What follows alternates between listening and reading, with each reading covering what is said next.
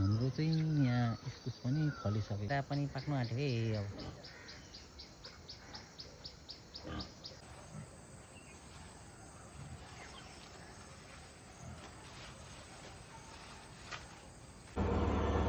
Hello guys, good morning.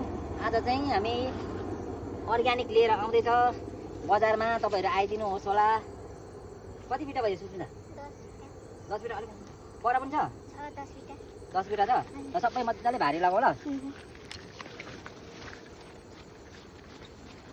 उयो टिपा के हो रे यो काँक्रा होइन गाइज, यो काँक्रा होइन। यो चाहिँ हो तपाईँको मान्छेको इन्जिन सफा गर्ने दबाई हो गाइज। अर्ग्यानिक मान्छेको इन्जिन सफा गर्ने दबाई हो है। हामीले चाहिँ एकदम अर्ग्यानिक। हेर्नुहोस् गाइज, लाइभमा तपाईँको हाम्रोमा चाहिँ यस्तो यस्तो काँक्रा फलेको छ। आज हामी यो काँक्रा चाहिँ लिएर आउँदैछ तपाईँको बजारमा, तपाईँको बजार जालीपुलमा। तपाईँहरू आउनुहोस् होला र यो चाहिँ तपाईँले खाएर आफ्नो इन्जिन सफा गर्नुहोस् होला। गाइज हेर्नुहोस् होला। फेरि पनि म यताको अर्को बोटको टिप्दैछु। आज कति हुँदो रहेछ काँक्रा। सस्तो हुन्छ हाम्रोमा चाहिँ। एकदम आउनुहोस् होला। तपाईँहरूले लाइभ देखिराख्नु भएको छ यहाँनिर टिपेको।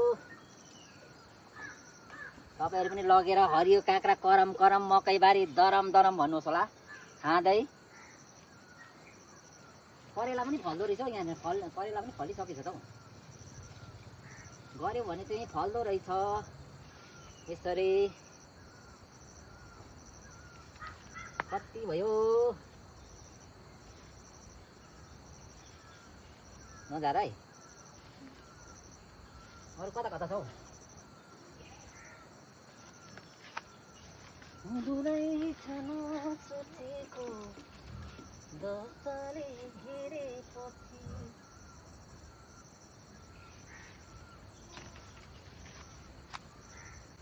अनि यो भिडियो हेर्नेलाई के भन्न चाहनुहुन्छ? एकदम भिडियो हेर्नु हुनेहरूलाई चाहिँ धन्यवाद।